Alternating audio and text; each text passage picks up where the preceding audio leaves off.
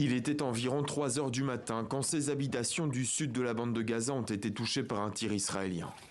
Au moins 70 personnes sont mortes dans ce raid, selon le ministère de la Santé à Gaza. 7 personnes dormaient dans cette maison, en sécurité, conformément à ce que l'armée israélienne avait classé comme zone de sécurité. Ce secteur était une zone de déplacement il y a quelque temps.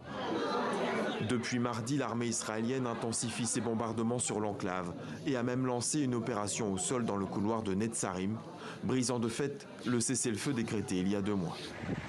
Des centaines de Palestiniens, déjà plusieurs fois déplacés, sont donc à nouveau forcés à l'exode. Ce n'est pas une vie. Nous exhortons les médiateurs. C'est nous qui en payons le prix avec nos enfants et nos femmes. Qu'est-ce que c'est que ça? Nous nous déplaçons tous les jours.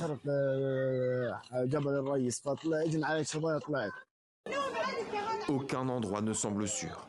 Israël présente ses raids comme un dernier avertissement si le Hamas ne libère pas les derniers otages. L'attaque de l'armée de l'air contre les terroristes du Hamas n'était que la première étape. Le reste sera beaucoup plus difficile et vous en paierez le prix fort.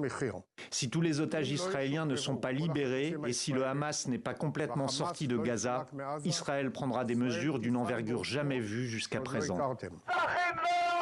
Côté israélien, à Tel Aviv, des proches d'otages manifestent pour dénoncer la reprise des hostilités. Nous ne protestons pas contre les soldats, mais contre notre gouvernement qui a trahi notre peuple, les civils d'Israël et les soldats.